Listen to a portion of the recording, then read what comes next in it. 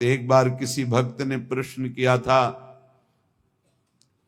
आप राधा नाम की इतनी महिमा करते हैं, ये वृंदावन के भिखारी लोग राधे राधे बोलते हैं, एक एक 10-10 रुपया मांगते हैं, तो क्या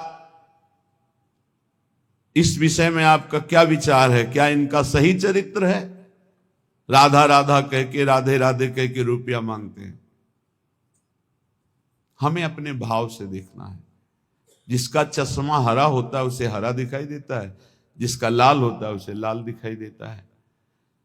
हमारा चश्मा भाव का है। भावोत्सवेन भजताम रस काम धेनु।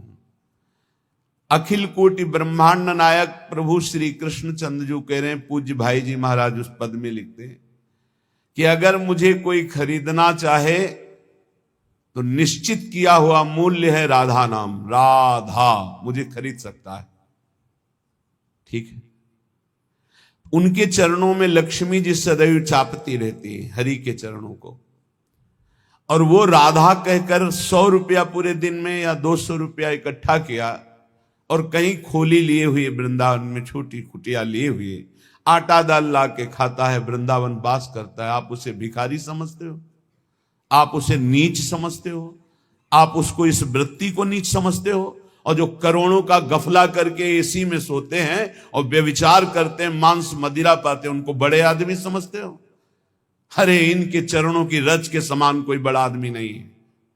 इनसे बड़ा कौन होगा जो रात दिन बिहारी जी के दरवाजे पे बैठे हुए हैं, 100 200 500 मिले उसी में खोली का किराया देते हैं, उसी से वो दाल रोटी ला के खाते हैं, मजीरा बजा कर राधा राधा कीर्तन करते हैं और वहीं लुढ़क के सो जाते हैं। दिन में रात्रि में उस कुटिया में पहुंचते हैं। आप क्या समझते हो?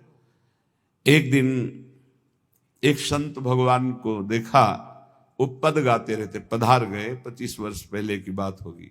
रसखान जी के पद, बड़े बड़े रसिकों के पद गाते रहते थे, 100 200 500 उनको। इसके बाद राम जी आए में एक दिन भिक्षावृत्ति के लिए वहां, तो देखा वो बांट रहे थे एक एक वस्त्र, कुछ रुपए और भोजन सामग्री। तो उनको देखा कि अरे ये तो 10-10 रुपए वहां एकत्रित करते थे। नजदीक गए और कहा, बाबा ये आपकी तरफ से आपका कोई भगत? बोले नहीं, जो बिहारी जो दे देते हैं उससे हमारा काम चल जाता है, जो बच जाता है वो ऐसे संत से। क्या आप समझते हो? आप इन भिक्षुकों को क्या समझते हो, जिनके दर्शन करने के लिए पूरा जीवन हो जाता है, लोग एक बार भी नहीं आ पाते, रोज उनके दरवाजे में बैठ के उनकी जय बोलते हैं। आप इन भिक्षुकों को आप क्या समझते हो? वृंदावन के भिखारी किनके भिखारी हैं? बाके बिहारी के दरवाजे के, राधा वल्लभ लाल के दरवाजे के। आप विषयों के, भोगों के, पापाचरण के भिक्षुक हो। आप देख लो, हमारी बात कड़वी लगेगी, आप उनको भिखारी समझ रहे हो जो 100 रुपए में संतोष करके धाम वास कर रहे हैं। तुम अपने को देखो, करोड़ों ने भगवान ने दिया, फिर भी तेरे अंदर संतोष नहीं, फिर भी तू भगवान की दिन भर जय नहीं बोलता, फिर भी दिन भर भगवान का नाम कीर्तन नहीं करता। वो उनके धाम में रहते हैं, उनके नाम में रहते हैं। बाहरी दोष दर्शन करके अपने हृदय को मलिन करके धाम से चले जाते हैं बहिर्मुख लोग, यहां कुछ ले नहीं पाते। इसलिए यहां के भिक्षुकों की शरण हो जाओ तो बिहारी जो प्रसन्न हो जाएंगे। आप क्या समझते हो? ये जो बिहारी जो राधा वल्लभ जी इनके दरवाजों में, जो गलियों में यहां बैठे हैं, तुम साधारण नहीं समझना, साधारण मत समझ लेना। ये धामवासी हैं, महान योगियों को भी पवित्र करने की सामर्थ्य रखने वाले ये हैं। बाहरी तुम्हारे नेत्र हैं इसलिए तुम्हें दिखाई नहीं देता।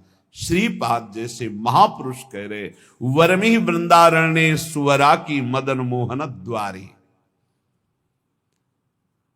एक माई को देखते हैं, विदेशी माई है, 2500 कुत्तों को यहाँ के दूध, डबल रोटी, बिस्कुट, रोज उसके चरणों में प्रणाम करते हैं। जब दृष्टि पड़ती है, धन्य है माई, तेरा जन्म तो कहीं विदेश में हुआ, पर बिहारी जी की असीम कृपा है कि इन परम हंसों का तो सेवन कर रही।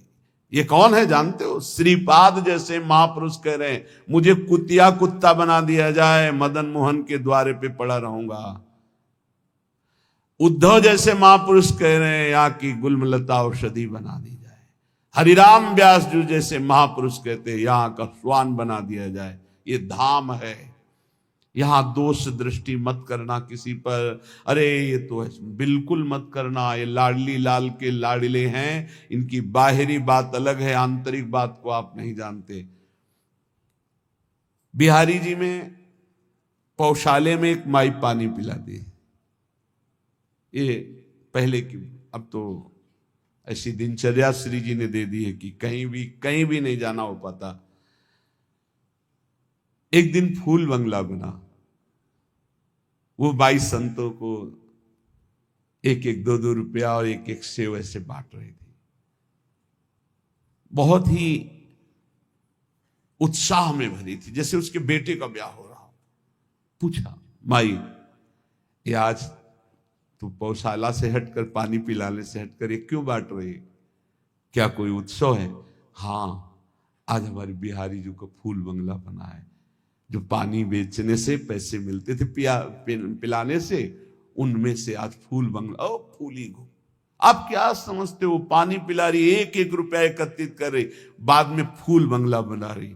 आप इनको ऐसे मत देखिए कि भिक्षुक हैं, अरे ये तो मांगने वाले हैं। नहीं नहीं नहीं, ये बिहारी जी के कृपा पात्र हैं। जहां बड़े बड़े आचार्य कोटि के महापुरुष मांग कर रहे, हे हरि हम कब हुई हैं ब्रजवासी, वो उनके दरवाजे पर पड़े रहते हैं।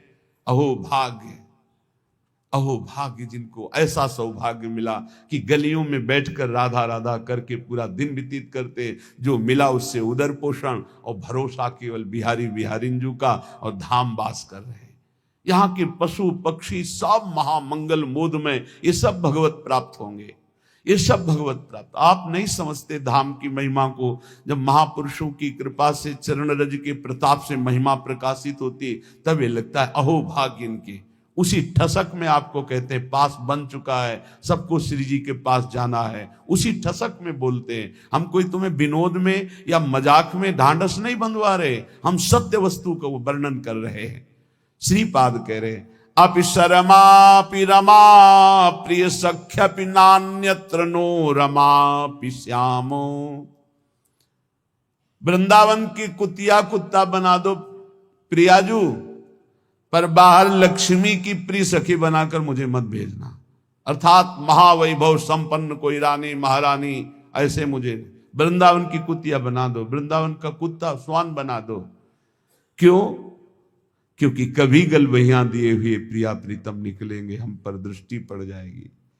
ये हमारे दरवाजे का है, बस ये बात देख लेंगे तो हमें वो वस्तु मिलेगी जो बड़ी बड़ी साधना से नहीं मिलती। और देख लिया है, अगर देखा ना होता तो यहां रह ही नहीं पाते, यहां आ ही नहीं पाते, यहां जन्म ही नहीं हो पाता। उत्तीर्य विष्णु मायामपि, अरे वृंदावन में बैठे हो आप, ओहो। कभी कभी एकांत में जैसे से चिंतन, वृंदावन धाम में आह्लाद ही आह्लाद से हृदय भर जाता। कितनी अपार कृपा। कहां नारकी क्षेत्रों में प्रकट होने वाले जीव, और कहां परम धाम वृंदावन में जीवन व्यतीत हो रहा है। ओहो कैसी अपार कृपा। नारकी इसलिए बोला जहां ना राम कृष्ण हरि की कोई शुद्ध ही नहीं, केवल रुपया, केवल भोग सामग्री, केवल लड़का बच्चा परिवार, हमें भगवत प्राप्ति करनी, भजन करना है, मानव जीवन का क्या लक्ष्य, कोई शुद्ध ही नहीं है। तो जिन हरि भगति हृदय नहीं आनी, जीवित सब समानते, मुर्दे के समान जीवन व्यतीत हो रहा है। नारकी गतियों की प्राप्ति होती है। उत्तीर्ण विष्णु मायामपि, धाम में जो वास करते हैं विष्णु माया से उत्तीर्ण हो जाते हैं। आनी है, ये आनी है, धाम की मर्यादा है, ये महिमा है। यहां जो वास करते हैं भगवान की माया से मुक्त हो जाते हैं। धाम का प्रभाव, यहां की रज का प्रभाव। एक बार सत्संग में सुनाया था, एक बहुत बड़े ज्योतिषाचार्य अपने मित्र के साथ श्रीधाम वृंदावन की भूमि में प्रवेश किए। उनके मित्र कहते थे कोई चमत्कार दिखाओ अपनी ज्योतिष का, आप तो बड़े भारी ज्योतिषाचार्य हैं। अचानक एक आदमी के ऊपर दृष्टि पड़ी, वो थैला लिए यात्रा में आया था, धाम यात्रा। समय से गणित लगाया, कोई परिचय नहीं, बस समय से, और कहा इसकी कल मृत्यु होगी, और इसके कर्मानुसार इसको अधोगति प्राप्त होगी, प्रेत योनि को जाएगा। कल 12 बजे इसकी मृत्यु होगी, इसको सांड मारेगा, बैल मारेगा और मर जाएगा। तो उनका कल तक इस आदमी का पीछा करूंगा, जहां ये रोकेगा आसपास रुकूंगा, जहां चलेगा चलूंगा, देखूंगा तुम्हारी ज्योतिष सत्य है कि नहीं। तो उनका परम सत्य है, तुम देख लेना कल 12 बजे मारा जाएगा। ठीक उनका अनुसरण किया, वो बाहर से आए हुए यात्री थे। ठीक 12 बजे एक सांड जिसके बगल से वो निकले, एक मिट्टी के पिंड में वो खूब ऐसे खेल करके आया था, तो सींगों पे उसके रज लगी थी। काल स्वरूप एकदम हुआ, दौड़ा, ऐसे मारा, पूरा पेट में ऐसे सींग घुस गई, उठा लिया, पटक दिया, चल दिया। अब वो आश्चर्यचकित ज्योतिषाचार्य, भजनानंदी, गायत्री अनुष्ठान करने वाला, पवित्र दृष्टि वाला, धाम की कृपा से उसने देखा कि वो दिव्य तेजोमय होकर के वो भगवत स्वरूप में विलीन हुआ। वो बड़ा आश्चर्यचकित, दोनों जो उनका मित्र था उसने कहा तो बड़ी खुशी की बात, आपने जो जो बात कही वो बात हो गई। बोले तुम प्रकट बात देख रहे हो, मैं उसे नहीं देख रहा, मैं ये देख रहा हूं कि इसकी दुर्गति होनी थी और ये तेजोमय होकर के कैसे विलीन हुआ। अब इस बात के लिए वृंदावन के किसी रसमर्मज्ञ की जरूरत है। तो किसी रसिक से मिले, उन्होंने कहा कि मैं बहुत बड़ा ज्योतिषाचार्य हूं, आज तक मेरी ज्योतिष मिथ्या नहीं हुई, पर आज मिथ्या होते दिखाई, इसकी दुर्गति होनी थी, ये तेजोमय होकर कैसे विलीन हुआ। तो उन्होंने कहा जिस सांड ने मारा उसकी सींग पर रज थी, जब पेट में मारा तो उसके पेट में रज गई, और जे ही प्राण छूटे तो रज के प्रभाव से वो भगवान को प्राप्त हो गया, उसे भगवत प्राप्ति हो। ये वो धाम है, घोर पापाचारी को भी परम पद प्रदान कर दे। आप सब देख लीजिए कितना हृदय अशांत है सबका। तुम्हें लगता है अमुक संख्या का धन मिल जाए, अमुक व्यवस्था हो जाए तो मैं शांत हो जाऊंगा। सही मानिए, आप जितना अंक सोचते हैं उतने से ज्यादा किसी के पास धन है, उससे ज्यादा व्यवस्था है, पर वो भी अशांत है। आ ब्रह्म स्तंभ पर्यंतम सर्वम मायामयम जगत। दोस्तों, तो इस वीडियो में प्रेमानंद महाराज जी ने इस बारे में बताया है जो कि हम लोगों ने अभी जाना, कि क्या नाम जप इस मकसद से करना कि हमें धन प्राप्त हो, ये सही है कि नहीं।